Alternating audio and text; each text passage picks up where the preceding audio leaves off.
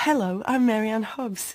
Thank you so much for listening to this Ian McCulloch interview, and if you stick around until the very end, you can hear an extra chapter that we've saved especially for this extended online edit about Ian's daytime TV recommendations. Six Music. The key of life. It's Marianne Hobbs, you're locked on BBC Radio 6 Music, and I'm absolutely delighted to be able to tell you that just across the desk from me is the notorious Mr. Ian McCulloch. It's such a pleasure to see you. Hiya. I wanted to start way back in Liverpool, Allsop High School. Allsop Comprehensive School. Well, it was the junior school, which was on County Road, which you went to after your primary, from 11 till 13 or whatever. And that was called Arnott. That's where they got me when I was playing footy in the playground. I slipped. I had these new leather sole shoes on. All the rage in the catalogue. We had to play with tennis balls. So anyway, I was about to bury this tennis ball into the wall, and I slipped on me. It must have been me standing, like the left one, on this piece of glass or something. I went right on my face and smashed my front tooth in. This is a cap. And it just chopped me tooth off, with the nerve still presumably dangling. And my best mate at school, Lee, definitely the cock of the year, so it kind of made sense for me to be his best mate, and him mine. I just remember him, as I opened my mouth, he laughed his head off, and I thought, that hurt more than the floor. Well, finally the nerves just didn't hurt anymore. I just left it chipped for about 2 years, because I just couldn't be bothered going to the dentist. I don't know, I've never been good at doing things on my own, you know, or sorting things out when they're wrong. Especially in those days. No, especially in these days, to be honest. So, yeah, that was in the junior school bit. And then Allsop Comprehensive. And it was great. They had a great entry where you could, we call it sagging. And I've heard in Woollyback places that it's called wagging off, which just sounds stupid. You know, sagging sounds stupid as well, but it's a Scouse thing, isn't it? The S really helps. If we were to say, oh, I'm wagging off, it sounds a bit different from sagging off. And you don't sag off, you just sag. I'm sagging school. I got caught a few times, but just to pretend that wasn't me. Yeah, it was good. I liked it. Footy at playtime and total daydreaming through the rest of it, you know. Oh, and detention and art and English, they were the things that kind of got me through. I remember thinking I seemed to understand this mathematics, even a bit of algebra, until I couldn't see the blackboard. I think my eyesight just went really dodgy around when I was 13. I was like, I can't see any of the things he's scribbling, and I didn't want my mates to know I had to wear glasses, so I didn't. There's a thing you can do, you can pull the side of the eye, the skin of the side of the eye, and it kind of helps contract the eye muscle or whatever. It's like what lenses do, I suppose. But after, must have been 4 years of that, it wasn't working as well, and my eyes were killing me, so I decided to finally go to school with a pair of shit, not shades, they were tinted glasses. It was a big deal, that, for me, because glasses in those days were rubbish, you know. I used to do my head in, not being able to see. But it was only things that I wouldn't have wanted to see anyway, like maths, history. And I realised that all the teachers couldn't write. Because history teachers, rubbish handwriting. English teachers, invariably, rubbish handwriting. Mathematicians, they don't even write letters, do they? So yeah, I wasn't bothered about seeing all that. It was like, plus, especially as I already knew, and I still do, that 1 times 1 is 2, defo. And I've got a way to prove it, but I'm not giving it away yet. Six Music. The key of life. I want to know about the beginnings of the Bunnymen. Tell me about who you were at that point. I'm not bothered.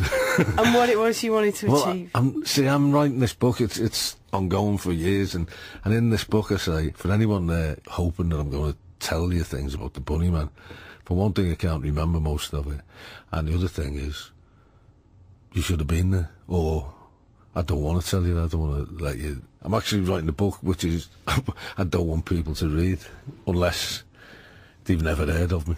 That's who it's aimed at. And I want prizes in literature, not more autograph hunters. But the early days, there's not a lot to tell other than I had a guitar, an acoustic, which had been under my bed for years, having paper lice wriggle in and out. And then somebody came round to tune it one day, but it only had 3 strings left. And then I kind of learned, roughly how to play. I got other strings put on it, because Bowie used to play acoustic. That's why I wanted an acoustic, and I got it from Bell's catalogue, or my mum did. Probably still paying for it now, it was like 25 quid, but it was okay, I think. As soon as I heard Starman, that was it. That's all I thought I'd do, but I wanted to be great at it. But then I thought, it's not going to happen, I can't play guitar, too shy to do anything else. It'd hurt, because it's like learning how to walk or something, or saying your first words. Because it was like, there's no way my fingers can do that. And then when they do, it's like, better than all that schooling, there wasn't one breakthrough moment of being taught anything. All of those years of just having that tunnel vision without really anything to back it up, and it wasn't like I'd make up tunes, but Ziggy and Hunky Dory and Leonard Cohen's Greatest Hits or whatever, and Berlin and Transformer, all of that stuff, and the Velvet stuff, it's like, this is me, I know that there's a connection, because it just felt like in my room, my bedroom in Norris Green, that I shared with my brother. I'd make everyone stay downstairs, because, and I'd have the lights off. And I'd say to my mum, don't go in the kitchen. Christ knows what she thought I was doing up there, but I could tell when she'd open the door. I'd have to stop, I'd be listening to Ziggy Stardust or something. It's like, I'd get a right cob on this at the age of 13. And I go downstairs, I said, don't go in the kitchen. She wanted a cup of tea. And she didn't get it, but it was like, even with my eyes closed, I could tell, and I couldn't hear it, but it was like something changed. It was the atmospheres and the way those Bowie, Lou Reed and Larry Cohen, something in the voices that, they weren't heroes, they were like spiritual guides or something. And even at the age of 13, I'd think, God, this is doing something. I understood what it was doing, where it was taking me, and it's kind of, maybe I'd have been better if I'd have been into mud and Slade, but because they seem like happy chaps, All of those things just touched something that was in my soul. So how did this shy teenager that you speak of in your bedroom well, I was a dead funny shy teenager as well. Well, I played footy. I must have been shy, but I also, didn't know what to talk about other than Bowie, Liverpool Footy Club. And, it'd be a go to school or try and cheat off. I used to like getting home for Sooty. It was on a Wednesday about 20 past 3. It was brilliant. More for sweep. I was a massive sweep. I love sweep. He's influenced me as much as Iggy Pop. He has. He's the coolest dog. He is. It was always a laugh, that, and it still is. The thing I like doing, I think more than anything, is making people laugh. Because I take for granted that certain people will realise that when it comes to singing great songs, I'm peerless, I think. But laughing is the best thing. It's like, see a lot of my brother again now. We watch the match together at mine, or go to the pub if it's on the Mad channels. It's like the old days where we just laugh our heads off. I don't like just smiling. Because we grew up on Eric Morecambe, Sooty and Sweep. Funny stuff, It wasn't a weird childhood, but it was definitely not like any of my mates. But through it all, it was kind of hanging on by the threads of humour and just being able to just laugh you out of anything. Six Music. The key of life. I just want to pick you up on that comment about you being such a shy kid, sitting learning to play the guitar in your bedroom. How did you actually make the transition to the man that we see fronting the Bunnymen on stage? How did that happen? I'd left school. I remember that summer I went down to London on me Todd to see Bowie at Wembley Arena on the Thin White Duke thing. And it was like, what am I doing here? I'd never been out of Liverpool on my tot, or even much out the house, you know.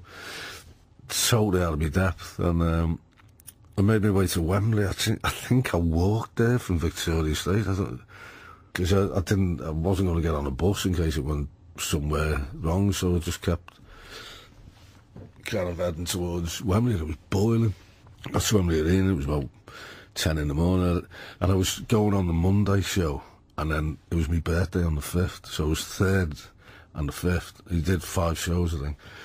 And as it was my birthday week, I thought, oh, yeah, I'm hanging around London, probably meet some rich widow, or I'll meet some bloke who thinks I'm brilliant, some entrepreneurial type who can spot the charisma a mile off.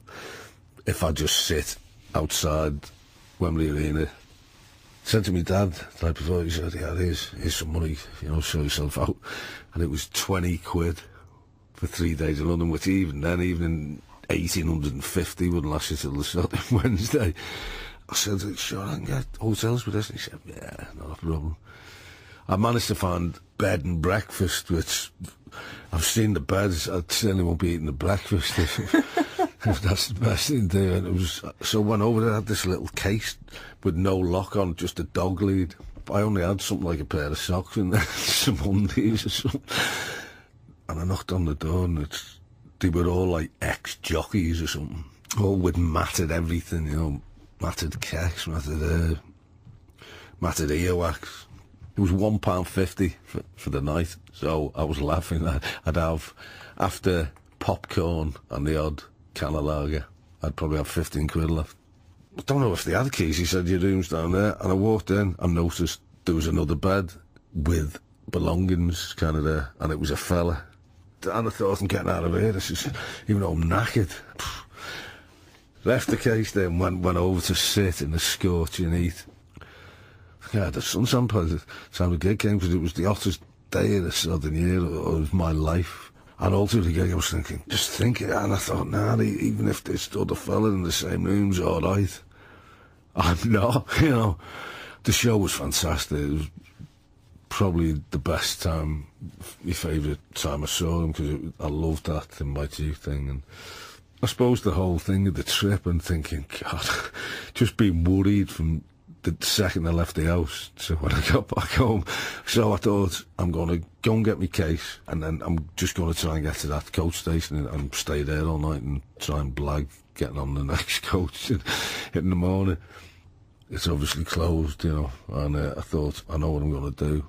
I'm going to get a little hot chocolate out of the thingy and sit all night in my new hotel room, the photo booth.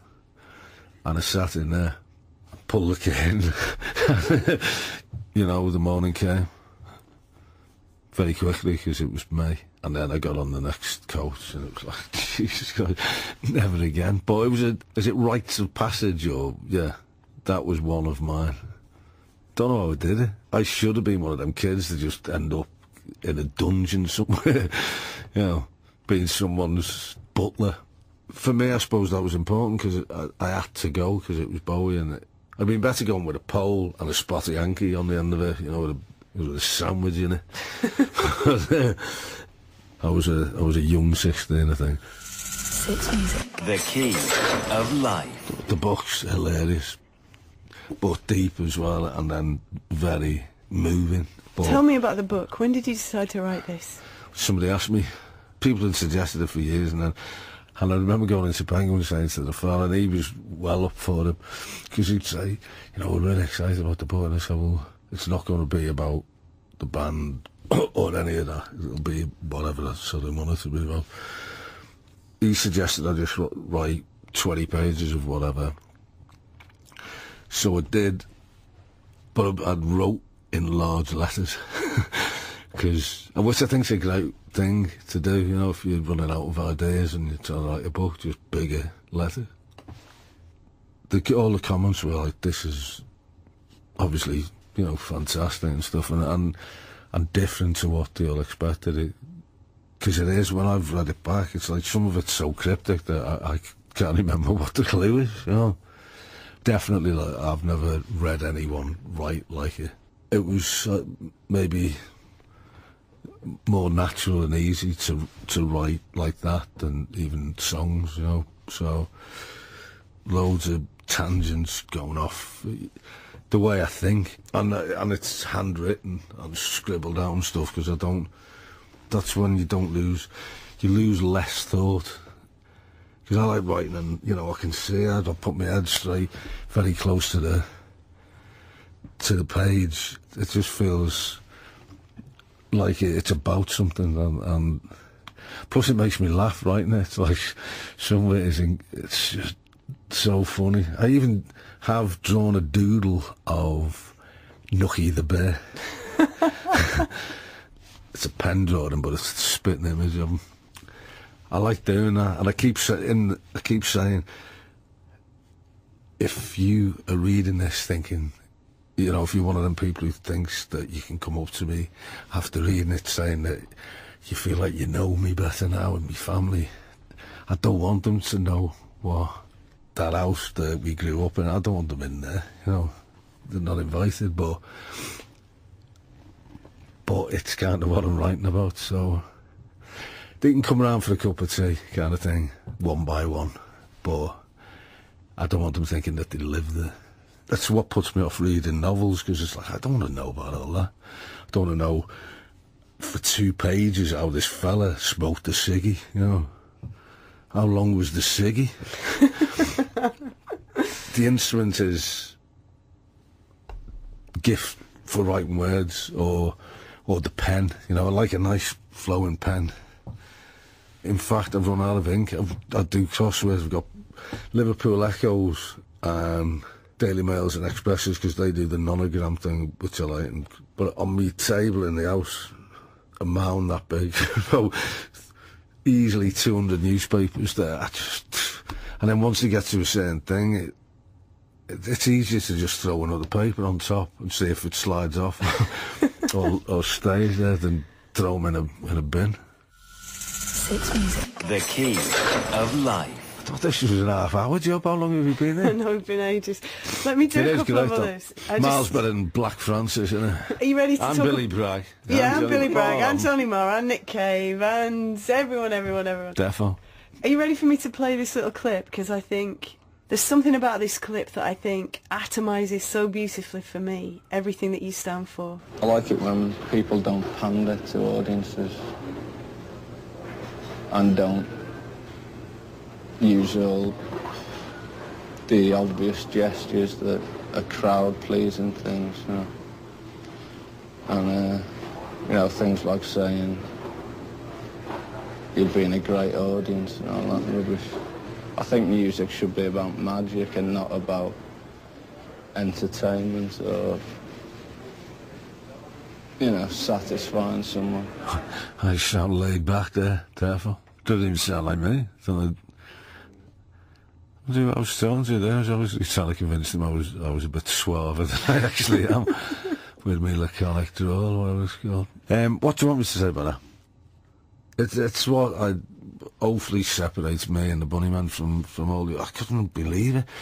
There's a thing, I don't know if you know about it, but when we did the Lyceum in about 1980 or the end of 79, we were at the top of the bill and U2 were on, and we were unbelievable and the coolest, you know. I just remember I had a glass of rum and blackcurrant and a leather jacket on it, just cooler than I actually realised. Plus, I was singing a completely different song to the one the band were playing, oblivious. But we'd done our sound check, and I was just sitting down and stuff, and U2 come on to do their sound check, and they do this song, and I was thinking, bloody hell, they can play. It's impressive if you're into, like, cowboy hats and all that. Even then, you know, they wore cowboy boots and had ponytails. Jesus Christ. But it was at the end of the song, and there's no one in there to sound check. Silence, apart from Bono going, thank you, thanking invisible people, rehearsing that for the show. I thought, what? And they're going places. Because that's what people like, and it's like, I used to hate that. I didn't want someone singing a song and then going, hey, okay. It's like, don't let me realise that there's other people watching this. If it's something I love, I don't want anyone else to have it, you know. As Jim Morrison said, you cannot petition the Lord with prayer, you know. But that's people, they never used to do that. And it's been a gradual thing. It's just all of that special stuff seems to have just been, people aren't bothered anymore. You may as well go and knock on people's doors, pass out 50 pence off vouchers for your next Southern album. It's cringeville, you know, when you don't come on smiling your head off. It's not pantomime, whereas a lot of it is, you know. It's just obsequious, the wrong way round, you know. It's like, you're on stage, don't be like that, you know. Six Music. The key of life. Do you have a favourite piece of art, Ian? Ooh. Yeah. And I mean, it's nice that people have all got copies. Not every person, but a lot of people have got their own Killer Moon. But if the Killer Moon is better than any Da Vinci, Michelangelo, whatever, because it works on miles more levels. If we'd have just done one and then flogged it for 93 million quid in Christie's, I wouldn't be that arsed, really, if anyone had ever heard it, far from me. And the proud owner, you know, the 97 million quid dude. Would you be so good as to choose me one of your favourite pieces of music? It can be anything you like, something you'd like to play for the listeners this weekend, Ian. Rabbit by Chas and Dave. It's fantastic. Honest. Rabbit. The intro is incredible. It's up there with Take a Chance on Me, you know, with the old Rabbit. I can't do it. It takes two people, Chas and Dave. Right, you see. So you can either play that or Jake Bugg, Broken. Yeah, play that one. It's a special song, and especially seeing him do it on Graham Norton. And it reminded me of me when I was younger. There's no, you're having a nice time. You might say that because he's a young lad but it was straight from somewhere where I am, you know. But I watched it over and over again going, and when it soars to that place where the song goes like, you know, shivers. And yeah, I think he's great as long as he keeps going. I kind of met him in London a few months ago, and the fact that he's not a band is hard, you know, I think, because you can have your head turned, or you can just be told to maybe go and record with someone who's completely the wrong person, you know, but he seems to know what he's doing. So, and his name's great, looks great, and he's got a voice that's unusual, but he can get places that are just brilliant, just purely on the quality of his voice, and combining that with a great tune and great words. It's like, he's a proper talent, you know. And there's no messing, you just look at him, it's like, there's not 1 ounce of fake, or, you know, so. And that makes a change. You see people, you know, indie bands who are like, you know, how desperate you have to form a band. Not all indie bands, but there's so many garbage ones. It's like people who can't even get to Polly, you know. Do something worthwhile. I've been watching a lot of Magnum P.I. recently. It makes me feel like I've had a holiday, you know. Bit of Hawaii, some palm trees, and the waves, you know. And I hate beaches and all that, but it is nice to get away for a bit from what is my living room existence. Yeah, and when Magnum P.I. is finished, I'll see if Dickie Van Dyke's on, you know, Diagnosis Moira. I love that programme. I've seen every episode though, so it's... Oh no, I've gone off bargain on, so I only watched the end bit, you know, where they see how much they lose. Dickinson's real deal, that gets me through. Till I've gone off Countdown. Can't be bothered anymore. And some of them some of them were too good and some of them were just thick, you know. And it's like, why did you come on this?